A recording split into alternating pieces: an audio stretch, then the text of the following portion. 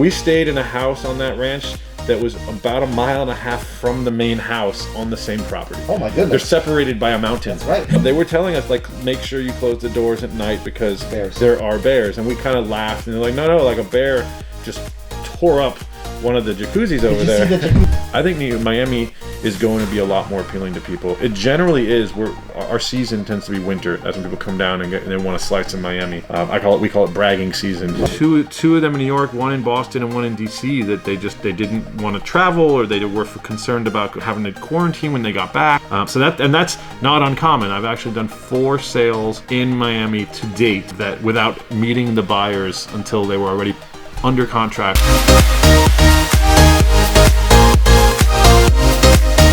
Typically speaking, when you put a property on the market for rent, the landlord agrees to pay the brokers 10% of the gross rent divided between the two brokers. Two brokers. So traditionally, if you bring your own person, 10% just to one. But typically speaking, it's 10% of the gross annual rent divided by 2. So if it's $100,000 for 3 months, it's $300,000. 10%, you get $30,000 divided by 2. Divided by 2, it's 15 with your brokers and your splits and Uncle Sam or whatever. You make $5 an hour, yes. Yes, you make $5. By the time it's done, my wife always says she's not very good at math. She never excelled in that study.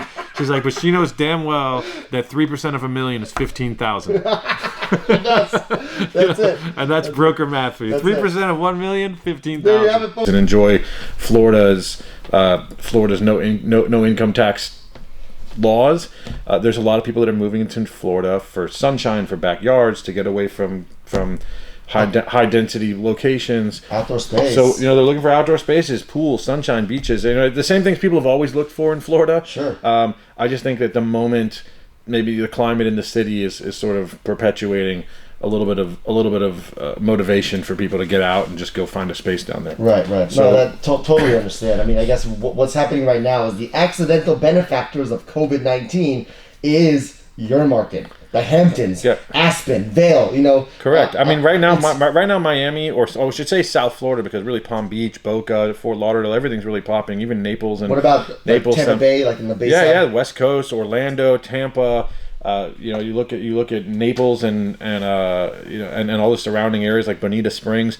We're seeing a huge wave of people coming, not just out of New York, but also DC, Boston, and in some cases in Miami, even out of San Francisco and California. Is that right? Yeah, out of LA. You would think buyers from the West Coast, they have almost the same things out there. They do. There's a lot of politics involved in it as well. I think we're in a very heavy political climate right now, and there are people that are not particularly fond of the politics, the city politics of New York City. There are people that are not particularly fond of the politics in Los Angeles and California in general. Florida tends to be a pretty right Republican state, and so there are. I'd say there's a lot of people fleeing for Trump land. Although I'm not sure that Florida is going to necessarily go red or blue. I'm not speaking to that, but I will say that we have a Republican governor, and there are people that I think find sort of the Republican side of Florida a little bit more favorable, whether it be taxes or otherwise. So we are seeing people of all sorts coming to Florida. Just to give you a couple of quick examples, for the most part, I'm not seeing a ton of people fleeing or flocking to Florida looking for condos. Most people are looking for single-family homes. They're looking for backyard space. They're looking for waterfront properties.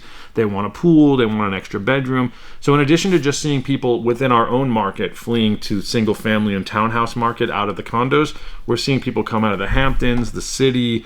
I have 2 clients out of DC, a client out of Boston that just purchased a house, a condo, on the beach in Hollywood, in Trump Hollywood for that matter.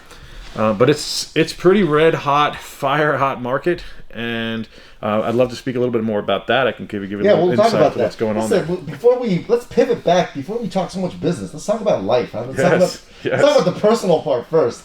You can't give the listeners the dessert in the first 5 minutes of the pod. I'm with you. Yeah, but so let's talk about. You took a trip recently, a trip that is technically not a restricted state, at least in the state of New York, which is the great state of Colorado, one of my favorite states, and one of our good friends recently got married. Let's talk about that. You were in the city of Aspen, where the Beer flows like wine, and the women flock like the salmon of Capistrano.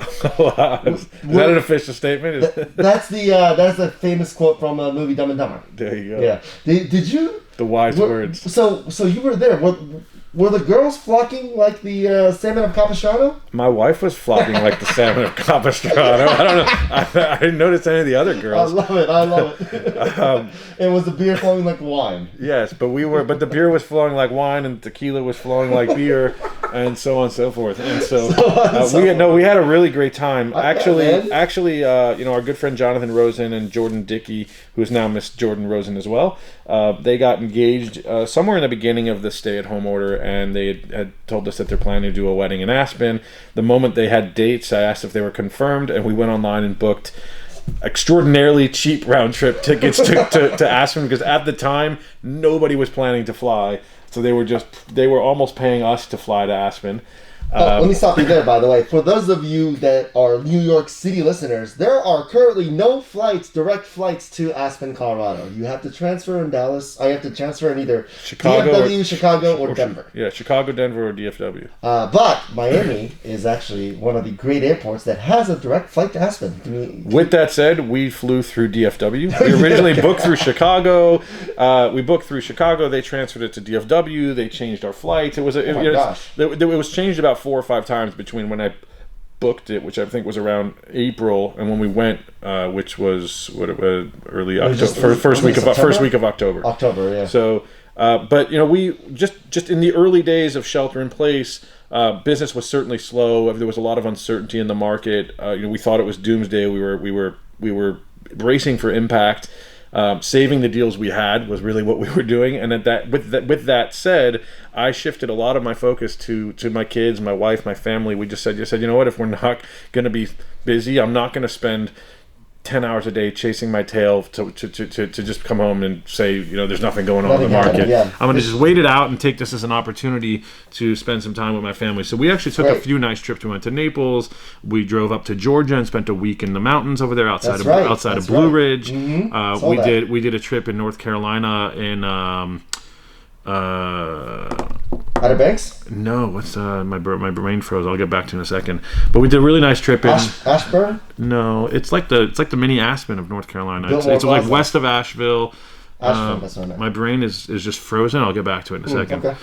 But we did a really nice trip to the mountains in North Carolina. So we had a lot of those nice family trips. We spent a lot of time with the kids. But one thing I was particularly looking forward to was taking my wife without the kids and going to Aspen for Jonathan and Jordan's wedding, which was originally planned to be 200 people, and due to Corona they had to cut it back to 50. Which was I'm sure tough on them. Tough cut. I'm happy to have made the cut. But yeah, we flew out to Aspen. Of course, our buddy Lane, greeted us with open arms. Oh, Lane came and picked up Lauren and I from the airport, drove us out to the 2 Mile Ranch. Laner was your private guide / driver / Yeah, and he's got cool stuff coming down the pipe. I mean, it's pretty soon he'll be able to fly you right into Aspen. So That's right. He's working on that pilot license. That's right. He is getting his license. But we got a chance to go out and spend some time at the 2 Mile Ranch and enjoy a very small, intimate, mostly outdoor wedding with the Rosens, and it was a ball. How beautiful is that property, the 2 Mile Ranch? Holy shit! I can say shit here, right? Yeah, of course you can. Holy shit! What a property! We stayed in a house on that ranch that was about 1.5 miles from the main house on the same property. Oh my goodness! They're separated by a mountain. That's right. You have to. Right. Yeah. It's separated by wild elk, forest, and mountains. No, they were telling us make sure you close the doors at night because there are bears, and we kind of laughed and they're like, no, like a bear just tore up one of the jacuzzis over there. Did you see the jacuzzi top that was torn up? So we saw it. And I guess, look, that's just Colorado life, right? If you're going to be living in Colorado, there's a elk and bear part of the deal. They wanted to go for a dip, and he decided to tear up the lid on the jacuzzi. People ask me, they go, if I get a place in Florida, do I have to be worried about gators, like alligators? Am I coming in my pool and eating my kids? I was like, honestly, I've never worried about alligators coming into the pool and eating my kids. But I suppose I can't say that it hasn't been reported for people to have found an alligator in their pool. Usually a little bit more west or outside of like the Everglades, near canals, not really like in Miami Beach or Coconut Grove.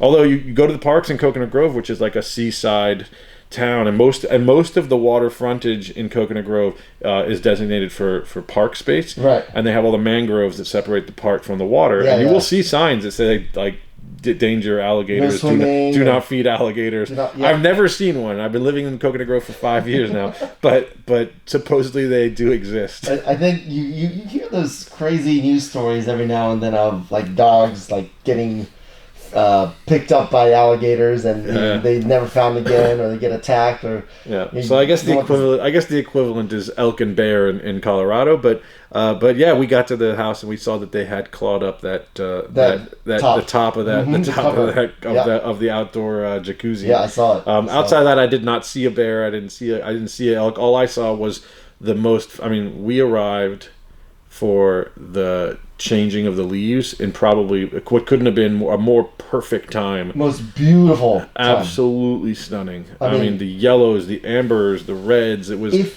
gorgeous. If you ranked the compass offices in the nation and ranked which cities or towns are the most photogenic, Aspen. You probably have to say Aspen is probably up there. It's if not top 2, top 3 for sure. Miami is photogenic. Right? Aloha Hawaii, but like we have some competition now. But Miami's up there on that list for sure. Aspen is for sure up there on that list, and now we have Hawaii. DC, New York, I would say is up there. But New York is photogenic in its own way. It's different, but it's not in the same not in that natural environment sort of way. More in an architectural and more architectural way, but it's and for me, San Francisco and LA maybe are something of a blend of those two. Like in San Francisco, you have some really great architecture and you're kind of cool. It's on the bay, but I wouldn't rank it per se I think Miami, Aspen, and now Hawaii are pretty much at the top of that Hawaii list. And Aspen has to be up there. The Hamptons. You can't. The Hamptons. That's a photogenic. I would say Hamptons is photogenic, but when you compare it to Miami, there's not enough culture, color, architectural styles. It's more. I like Miami being more eccentric and diverse. From an architectural, people, culture, and environment, an environment standpoint, rather than the Hamptons, it's great. But what do you have? The Surf Lodge, and you have the down. I have to disagree. I think Hampton's got to be up there in my top 5 for sure. Yeah, well, you live in Miami, I did go to the Hamptons. I was in the Hamptons the first week of August. I flew up. It's beautiful up there, yeah. And it was stunning. It was great. Yeah. I found this great little cottage in Sagaponack. Had a great backyard with a wooden deck and a barbecue, nice. and the front yard had the sunset like over a meadow that was in front of this house. There was nothing.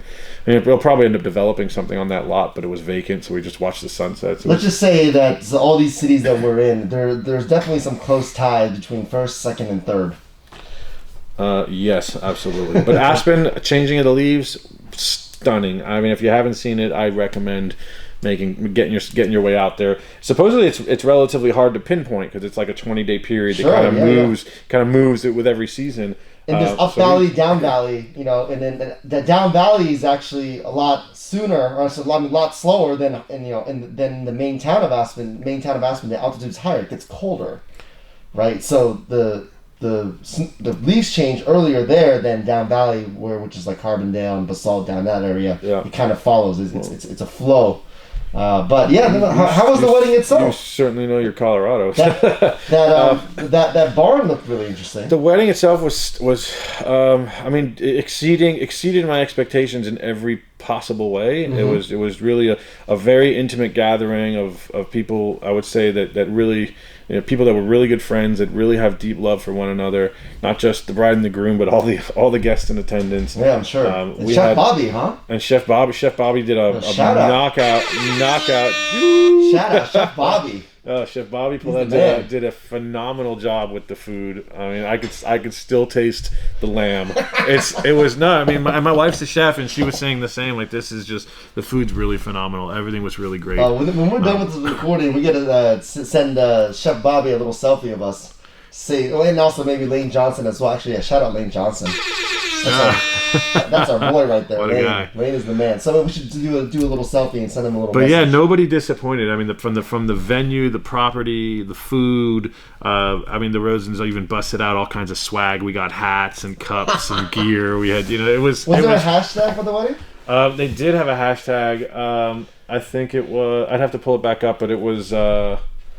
We can talk about it later. It was double JR wedding, double JR ranch wedding, something like that. Okay. I'll have to pull it back up, but Nice. They did have a hashtag for those that were following. I mean, it was stunning. I mean, it was really, they got married in the sunset, in a huge field, lakeside, across from the barn, next to the main house on this 2-mile, $25 million ranch. Just absolutely beautiful, mostly outdoors. The wedding itself, the reception itself was in the was in this a very large barn that they had just tricked out to be this really beautiful, just a really beautiful wedding venue that had a white cloth draping. Sorry, Who was that one for? that one was for you. It was stunning. Just a great band. Again, it was unfortunate they had to keep it to 50 instead of 200, and I don't know how much they even want me to be talking about their wedding, so I'm gonna shift off. But it was very nice. It was intimate. It was socially distant to the best that it could be in having a wedding in coronavirus times. We couldn't have hit Aspen in a more amazing time. And Really you hate beautiful. the snow, so why not go in the fall? I hate the snow. Snow is right up there on my list of things, like right next to traffic. I just can't stand it. So I actually enjoyed my first trip to Aspen was in the summer. This one was in the changing of the leaves. Maybe at some point I'll get up there and go see it in the snow. Yeah, you have to. It's beautiful up there. So for those of you that don't know the 2-Mile Ranch, if you listen to one of the original episodes from 2020, Lane Johnson was my guest. He's a listing broker for that property. 2-Mile Ranch is essentially 7 distinct homes, total of 22 bedrooms, on a plot of 244 acres. And it also has an addition to the home that you stayed next to. There's another plot of land that you could build. There's a total of 3 also developable plots of land where you could actually build 3 more homes on the land, which has a creek that is called Woody Creek that runs directly through the middle of the property. And it's currently offered on the market at $24.9 million. I think Lane had an offer to rent it for like some crazy amount, like $70,000. Yeah, I mean, I think he has several buyers that are interested in the moment. So I know that while we were there, the morning after the wedding, he was touring a very interested buyer through there. So good. I have a lot of confidence in Lane that he's going to sell that property. The location is pretty stellar. It's just tucked away out of the main town of Aspen, but really, I mean, you come down the mountain essentially from the ranch.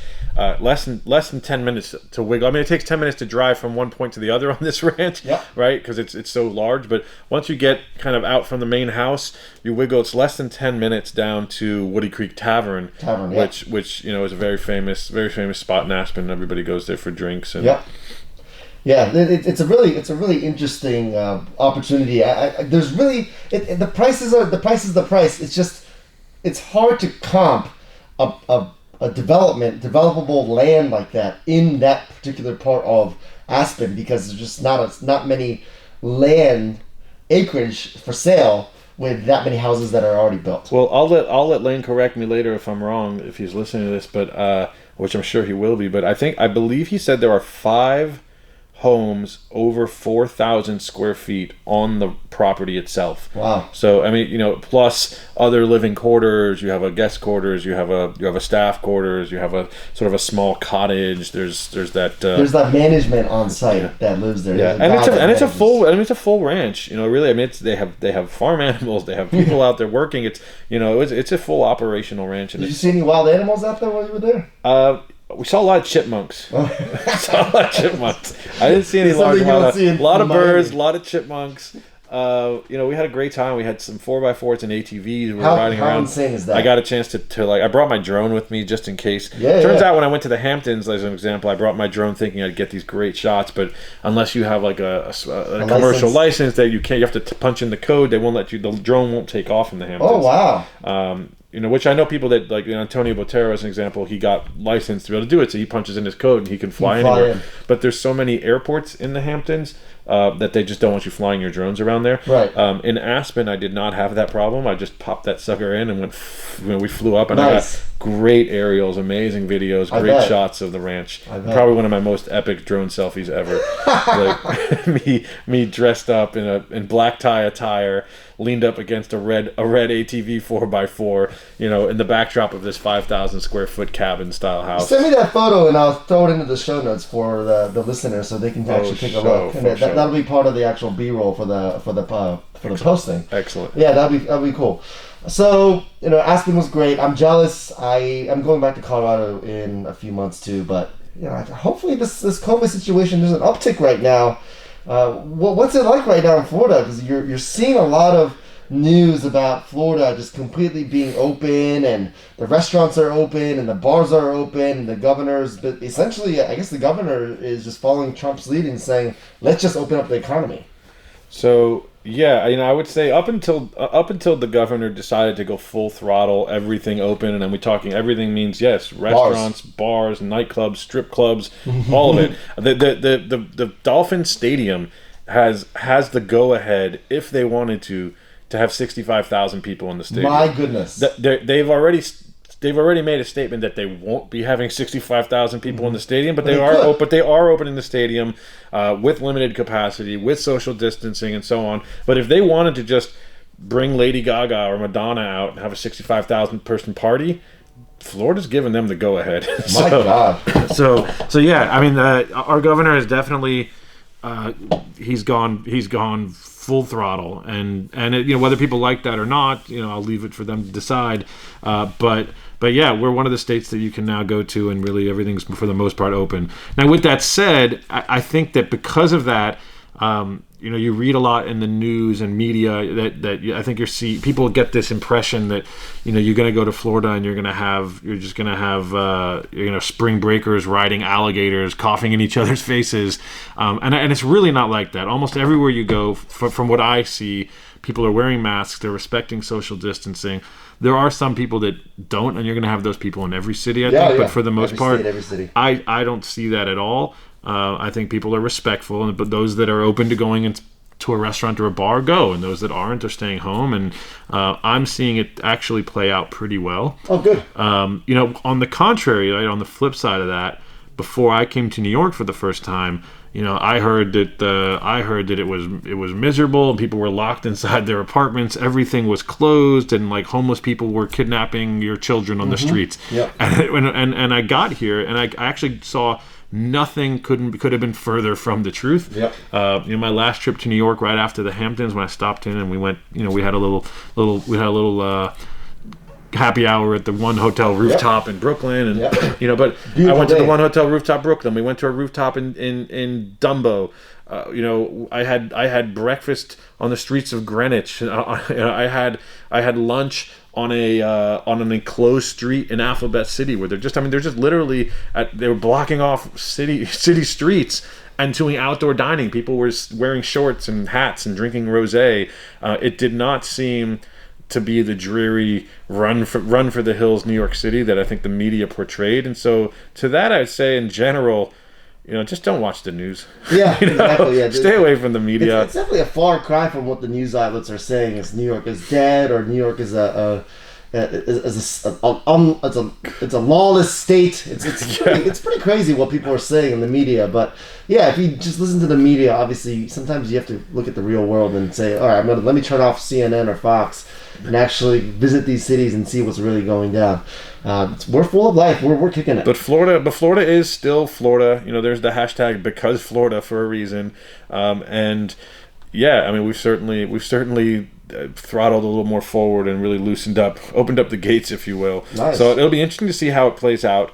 But again, Florida's known for outdoor spaces. I think as it gets colder here in New York City, and then you're no longer be able to sit outside and enjoy rosé and your shorts and your cool hats, with outdoor dining. I think it's going to be interesting to see how that plays out when people can't go to the parks and sit outside on their terraces. My opinion is you'll start to see more people as the snow hits the ground start to really say, you know what, we're sheltered in place still, or we're not sending our kids to school, or we're work from home, we're remote learning and working. the schools and if things are closed and people are feeling a little trapped in the city, not just New York but most densely populated winter cities, I think Miami is going to be a lot more appealing to people. It generally is. Our season tends to be winter. That's when people come down and they want a slice of Miami. We call it bragging season back at home. It is. And we're really moving into bragging season because summers are brutal. They're miserably hot. Oh my God, so humid. It's disgusting. Yeah. But our winters are just, it's bragging season. I can't believe, when we all went down there, it was basically a year and a month ago. Or no, almost a year, year minus a month. Yeah, just about. Right? We went, it was November Next of 19. Year. It was. So yeah, it's almost the anniversary of the Compass Retreat. And my God, the weather was perfect out there, and that is the best time to be. And I took a side fishing trip down in the Everglades, and weather was perfect, no mosquitoes. You go to the Keys a lot, right? You do. You go deep. Keys. Yeah, you're you do deep sea fishing. Yeah. Backcountry flats. We do wreck, which is basically wreck fishing is like basically anywhere where there's a sunken ship. We do wreck fishing. I don't get invites to these trips, probably because I'm not that athletic. Well, it has nothing to do with athleticism. If you love to fish and you're okay with being on a skiff for 8 hours in the ocean, then yeah, come on the trip. You really have to love fishing to be on the water for that long, though. I mean, you own a boat.